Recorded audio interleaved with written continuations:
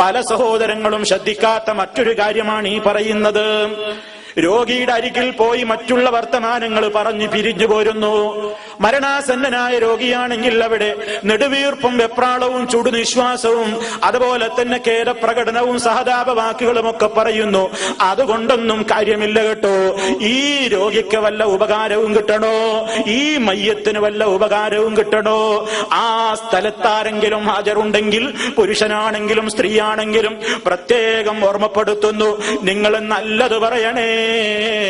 ഈ മയ്യത്തിന് വല്ല ഉപകാരവും കിട്ടണോ, ആ സ്ഥലത്താരെങ്കിലും ഹാജരുണ്ടെങ്കിൽ പുരുഷനാണെങ്കിലും സ്ത്രീയാണെങ്കിലും പ്രത്യേകം ഓർമ്മപ്പെടുത്തുന്നു, നിങ്ങൾ നല്ലത് പറയണേ, നല്ലത് പറയണേ, നല്ല കാര്യത്തിന് അല്ലാഹുവിനോട് ചോദിക്കണേ. ഫഖൂലു ഖൈറാ, നിങ്ങൾ നല്ലത് പറയണം എന്നല്ലേ ഹദീസിലുള്ളത്. ഏറ്റവും വലിയ നല്ല വാക്ക് ഖുർആനല്ലേ.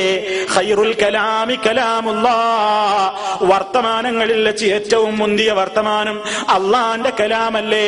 അപ്പോൾ പിന്നെ രോഗിയുടെ അരികിലിരുന്നു കൊണ്ട് പ്രത്യേക മരണം ആസന്നമായ രോഗിയുടെ സമീപത്ത് യാസീൻ ഓതിക്കൊടുക്കലല്ലേ വേണ്ടത്. അതല്ലെങ്കിൽ മരിച്ച മയ്യത്തിന് സമീപത്തിരുന്നു കൊണ്ട് ഈ ഖുർആൻ ഓതലല്ലേ വേണ്ടതെന്നല്ലേ ആ ഹദീസിൽ പറയുന്നു. എങ്കിൽ പ്രിയപ്പെട്ടവരെ, ആ ഹദീസ് പറഞ്ഞു തന്ന നബി സല്ലല്ലാഹു അലൈഹി വസല്ലം, ആ ഹദീസ് ആദ്യമായി കേൾക്കാൻ ഭാഗ്യം കിട്ടിയ സ്വഹാബാ കിറാം റളിയല്ലാഹു അൻഹും, അവരൊക്കെ അതിൽ നിന്ന് എന്താണ് പഠിപ്പിച്ചത്, എന്താണ് മനസ്സിലാക്കിയത്?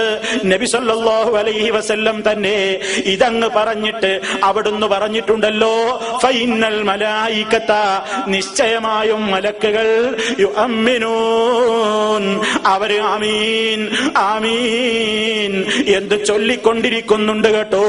അലാ മാ തഖൂലൂൻ, നിങ്ങൾ പറഞ്ഞുകൊണ്ടിരിക്കുന്ന കാര്യങ്ങൾക്ക്.